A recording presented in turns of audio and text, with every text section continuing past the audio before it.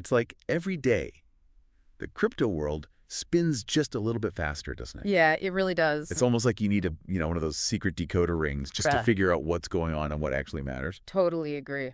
Yeah. So consider this, I guess, like our little calm corner of the crypto world. Exactly. Our express route to understanding some of these really fascinating developments. Yeah, I love that. I love that analogy. That are brewing. The decoder ring to Yeah. decipher the noise Yeah, from the signal. That's it. Absolutely. So today we're taking a really deep dive into the SEI blockchain. Yes, And its native token SEI. that's right.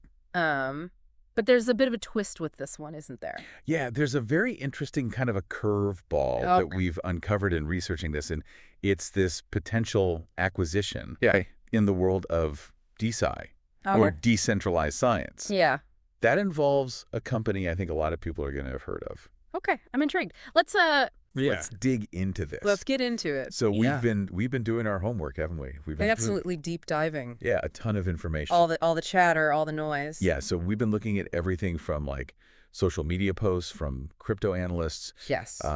news articles covering, market trends and specific events, Of course. all the way to the official announcements Yep. from the SEI network itself. Straight from the horse's mouth. Exactly. SEI. So the mission for this deep dive is pretty straightforward. Yeah. We're really trying to extract the key information about SEI, Absolutely. about this potential acquisition, Yeah. to help you understand what's actually important, filter out the noise, That's right. and grasp why this could be something Yeah. worth paying attention to. I like it. Okay, so let's start with the SEI network and the SEI token. All right. So SEI network is a layer 1 blockchain. And it seems like it's been built with a very specific focus in mind, right? Yeah, it's really purpose-built, you could say, for right. trading digital assets and to be that sort of go-to platform, particularly for the world of DeFi, Got it. decentralized finance. Yep. And so it's all about achieving that like top-tier speed and efficiency for these kind of applications. Okay, so speed and efficiency. Speed and efficiency, Yes. that's the name of the game. Okay, and what about the tech behind it? What's powering this? Yeah, so something particularly interesting about the kind of tech stack underneath SEI is that it's built using something called the Cosmos SDK. Okay. Now, the Cosmos SDK, you can think of it as a toolkit that makes it much easier to build custom blockchains. Okay. But the really cool thing about the Cosmos SDK is that it enables different blockchains built with it to very easily talk to each other and share information. So like interoperability. Yeah, interoperability is a really big buzzword Right. in the blockchain space right now, and that's exactly what Cosmos is really trying to achieve. And SEI being built on Cosmos SDK means it plugs into this broader network of interconnected blockchains. Okay, that makes sense. And so the SEI token itself, Yeah. this isn't just, It's not just a pretty face. Yeah, exactly. It's not just a digital collectible or something. Yeah. It actually has some important functions within the network. Exactly. So there's a few things that the SEI token does. Okay. First of all, it has that basic utility that you see in a lot of blockchains, which is you use it to pay the fees Okay. for making transactions on the network. Got it. So that's number one. Number two, it has a role in what we call network governance. Okay. And governance essentially means that holders of the token get to have a say, Okay. get to vote on important decisions about the future development of that network. So they can kind of steer the ship a little bit. Yeah, absolutely. They get to have their input Got it. on where the project goes. Makes sense. And then finally, it also has the potential to reward people who are actively involved Okay. in keeping that network running smoothly Okay. and securely. So this might be things like validators or people who provide liquidity Okay. for trading. Got it. So it has a few different important functions. Yeah. It's not just there to be bought and sold. Exactly. Yeah. It has real utility within the network. Yeah, we've been talking about speed. Right. And when we talk about speed on the same network, the numbers that get thrown around are pretty impressive. They're pretty eye-catching, yeah. Yeah, so we're hearing about initial speeds of around 12,500 transactions per second. Yeah, 12,500 TPS. Which is already pretty fast. That's already blazing fast compared to Right. a lot of other blockchains out there. Right. But it gets even crazier because they're talking about this upgrade that they're calling the Giga upgrade, which could potentially push that up to 250,000 TPS. Okay, so just to put that in perspective for listeners who aren't familiar, Visa, the credit card company, they can handle something like, I think, 1,700 transactions per second. Yeah, and Ethereum, which is, one of the most popular blockchains out there, is only doing something like 15 transactions per second. Yeah, so 250,000 is... That's a whole other level. Yeah, it's pretty wild. Yeah, it's mind-boggling. And the implications of that are pretty profound in terms of what kinds of applications you can build when you have that kind of throughput. Yeah, because it opens up possibilities that just wouldn't even be feasible on a slower blockchain. Like, we're talking things that are closer to the kind of responsiveness that we're used to from Web 2 applications. Right. Where things need to happen almost instantly. Yeah, exactly. So that's particularly relevant, I think, for things like high-frequency trading. Right. Where you need to be able to execute trades very, very quickly. Yeah. And, other really complex DeFi operations that need to happen. Yeah, where speed is... in a blink of an eye. Essential, yeah. So, now, when it comes to the team behind SEI, is there a central figure that we should know about? That's actually what's really interesting about SEI. Okay. There isn't a single publicly named founder. Oh, okay. In a lot of crypto projects, you have this very charismatic leader. Right. That's the face of the project. Yeah, the Satoshi Nakamoto. Yeah, exactly. The Vitalik Buterin. Right. But with SEI, it's different. Interesting. They describe it as being developed by this kind of dedicated team of developers and engineers. And they're supported by SEI Labs, which is a technology company that's focused on building advanced blockchain solutions. Got it. But there's no, single figurehead. So it's more of a collective effort than one person's vision. Yeah, it seems to be very much Okay. Now, it hasn't been entirely smooth sailing. No, it hasn't. For SEI, and the SEI token has it. No, not at all. So we've seen some pretty vocal discussions, let's call it, around the token launch. Definitely some controversy, shall we say. Yeah, so fill us in on that. So basically, the mainnet beta launch was backed by a significant amount of funding. $120 million. All right. From some pretty big names. Like Multicoin and Coinbase Ventures. Right. And that obviously generated a lot of buzz, a lot of excitement, a lot of anticipation. Sure. But unfortunately, that was pretty quickly followed by a lot of frustration and anger centered around the way that they rolled out the airdrop program for early users. What's an airdrop program? Just to clarify for people who don't know. Yeah, so an airdrop program is essentially when a crypto project decides to give away some of its tokens, often for free to people who've been early supporters or who've done things to help the project. And in this case, SEI decided to do an airdrop to early users. Right. And the way they did it caused a lot of problems. Okay, so we even saw reports of people having trouble claiming their tokens. Yes. And the hashtag SciScam even started trending on social media. It was not a good look. Yeah, that definitely doesn't sound It really wasn't. like a good start. No, it wasn't. What exactly were the complaints about, though? Like, what was the main issue? So the main issue seemed to be that a lot of the early supporters and people who had been actively involved in testing the network felt that the number of tokens that they received was pretty tiny. Okay. Especially when they compared it to the amounts that were given to users who basically just moved large sums of money onto the network. Got it. So you had people who had been, really involved in the project from the early days. Yeah, put in the work. Put in the work, testing things out, providing feedback. Yeah, the real community members. Us. Yeah, exactly. And they were getting, airdrops of, a few dollars worth of SEI. Right. And then you had these whales, as they're called in the crypto world. These big money people. These people with huge bags of money who just came in, bridged over a bunch of assets, and were getting, thousands of dollars worth of SEI. Oh, wow. So there was this perception of unfairness. Right. Yeah, it felt like the early supporters were being penalized for not being rich, basically. Yeah, for not having millions of dollars to throw around. That's right. And then on top of that, it sounds like the problems didn't even end with just the initial distribution. No, they don't. So after people claimed their airdrop tokens, They then had trouble moving their funds around? Yes. So a lot of users reported that they had difficulties when they tried to withdraw their assets after they'd claimed them. And this was largely due to the wormhole bridge hitting its daily transaction limit. Now, remind me what wormhole is. So wormhole is a technology that allows you to transfer assets between different blockchains. Okay, so it's like a bridge between different blockchains. Exactly. It's like a bridge. Got it. And so in this case, the wormhole bridge was being used to transfer, SEI tokens and other assets. And it basically got overloaded.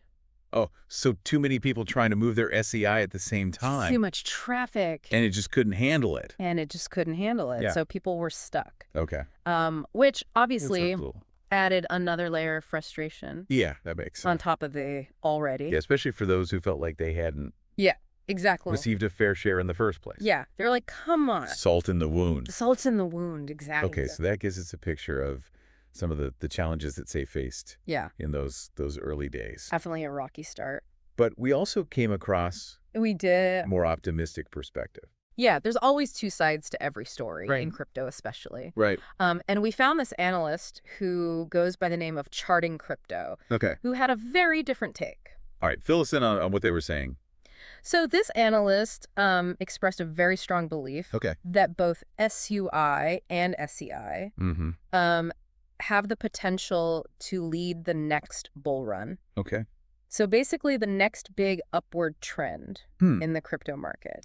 So they were bullish on these two tokens. Very bullish. And they were specifically looking at SEI, and their analysis suggested that the price had recently broken above a key level. In technical analysis, this is known as the 0.618 Fibonacci retracement level. Okay, you've lost me a little bit there. Yeah, Fibonacci retracement, it's a whole rabbit hole. We could go down. Maybe we don't need to go into all the details. What essentially it's a technical indicator. It's a technical indicator that suggests that a price is likely to continue moving upwards. That's right. Okay, so this analyst was saying that SEI broke above this important level. Exactly. Which is a good sign. Which is a bullish signal. For people who are bullish on the token. Exactly. And they weren't just looking at that one indicator in isolation, were they? No. They pointed to a few other technical indicators that were also showing bullish signals. So they talked about something called an engulfing candle on the MACD. Again, another technical indicator. Which is a way of looking at the momentum of a price trend. Got it. And then they also mentioned that RSI and WTX indicators had reset. Which they said suggested that there was room for further upward movement. So this analyst was looking at a number of different signals. Yes, a confluence of signals. And they were all pointing in the same direction. They were all pointing up. Up, which is good news for the bulls. Good news for the bulls. And it wasn't just about the price action, was it? No, they also talked about the potential for the SEI ecosystem to grow. And they drew some comparisons to the success of meme coins that have originated on other blockchains. So they were basically suggesting that SEI's own native meme coin, which is SEI, could actually attract a lot of users. So meme coins, even though they sound silly, can actually drive a lot of activity. They can really galvanize a community. And they can bring a lot of attention to a blockchain. So they were saying that, SEI could be a driver of growth. Got it. Okay, so that's a compelling argument for the bullish side. Yeah, it's definitely a bullish take. But we also saw some recent data on DApp user activity. Yes, we did. That paints a slightly different picture. So this is where things get a little bit more nuanced. Because according to a report from Crypto Differ, while Solana is currently leading the pack. In terms of DApp users... Yeah, in terms of the number of users interacting with dApps, SEI actually saw a pretty significant decrease in its DApp user activity. So how much of a decrease are we talking? Almost 30%. 30%? Yeah. In the last 30 days. 30 days. So that's a pretty steep drop. Yeah, it's a pretty notable decline. And so that kind of provides a more cautious outlook. Because... Yeah, because even if there are positive price predictions. Even if the technicals look good. Yeah, if people aren't actually using aren't actually using the network. The applications. Then that raises questions about what's actually going on. The sustainability of any price rally. Right. It could just be a lot of hype. Exactly. And not a lot of substance. Yeah, you need both. Okay, so we've got a good overview of SEI Network. Yeah. The SEI token, the technology behind it, the team, the controversy. The good, the bad, and the ugly. Exactly. Of SEI. But now let's shift gears a little bit and talk about something that really kind of caught my eye as quite unexpected. Okay. And this is the potential acquisition of 23andMe by the SEI Foundation. Yeah, this was a curveball. Yeah, I did not see this coming. It came out of left field. So what is going on here? So the news that broke recently that the SEI Foundation is exploring this acquisition of 23andMe, which for those who don't know is the very well-known... Yeah, the genomics company. Genomic company. That a lot of people have used to. Yeah, where you spit in a tube and they tell you about your ancestry. Exactly. But they recently filed for bankruptcy. Oh.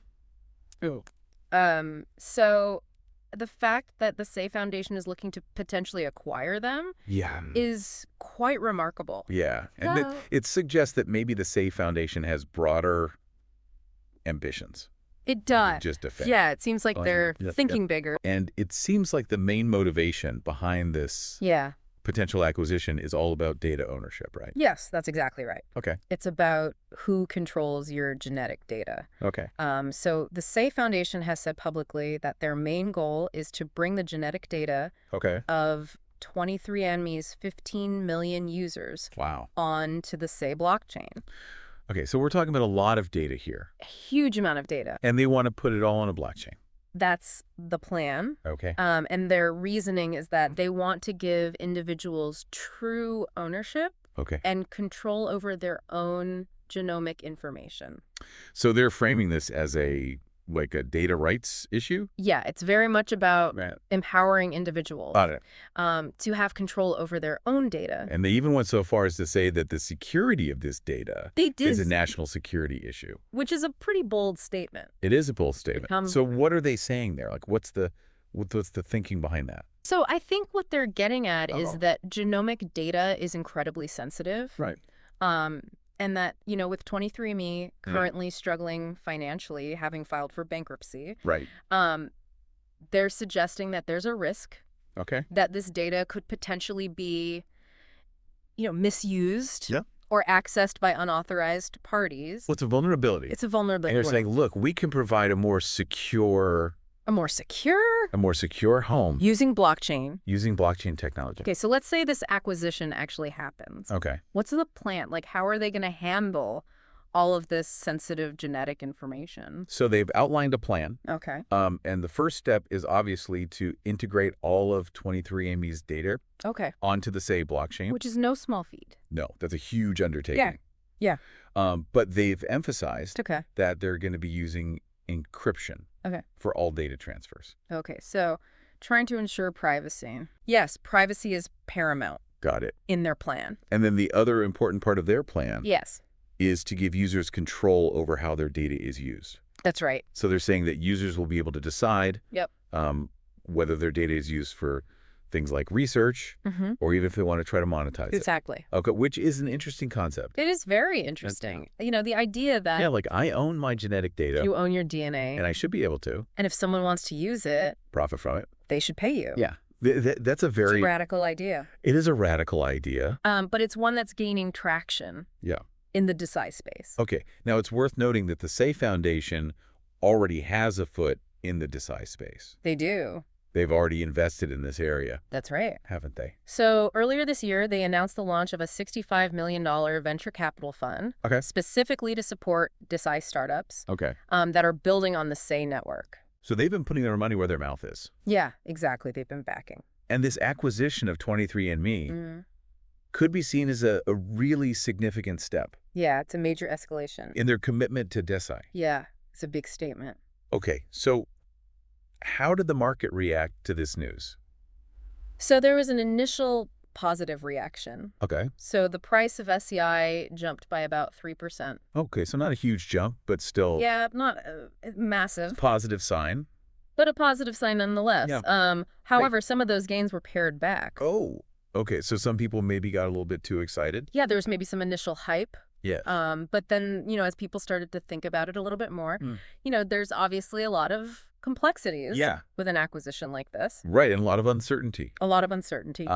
So it's not surprising that the price didn't just skyrocket. Yeah, exactly. Okay, now there's also a bit of a cautionary note that we came across. There is. Regarding 23andMe. Yes. That's important to mention. This is really important. Let's go fill us in on that. So a number of state attorneys general have actually issued warnings advising 23andMe customers to consider deleting their data from the platform. Because of the bankruptcy? Yes, because of the bankruptcy filing. Okay. And so this obviously adds a layer of complexity to the SEI Foundation's plans. Because if a lot of users are diluting their data, then what's the point of acquiring the company? Yeah, what are they actually acquiring? So that's something to keep an eye on. Definitely something to watch. So we've got this really interesting situation where we have SEI, which is this blockchain that's been engineered for high-speed DeFi trading. Right. And they're potentially acquiring a genomics company to host personal data on that blockchain. Yeah, it's an interesting juxtaposition. It is a very interesting juxtaposition. I said earlier. Yeah, it feels like it's two different worlds colliding. Two different worlds colliding. Yeah. So do they actually fit together, or is this just a case of... Right. Is this synergy or is this conflict? So on the surface, their core functions seem pretty distinct. They do. Right. DeFi and genetic data. They seem quite separate.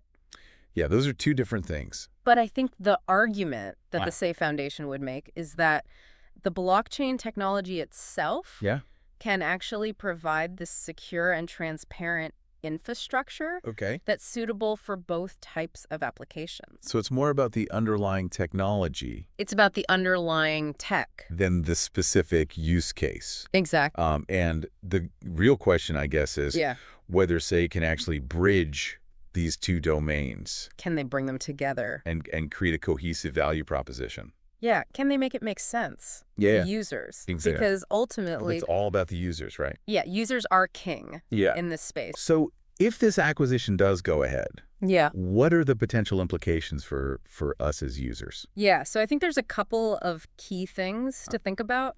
So on the one hand, if it goes according to plan, you could end up with a situation where you have a lot more control over your genetic data than you currently do. Which a lot of people would welcome. I think a lot of people would. Yeah. And you might even have the opportunity to monetize it. Right, like we were talking about earlier. Yeah, exactly. Yeah. So that's appealing to a lot of people. Yeah. But on the other hand, we have to think about the security and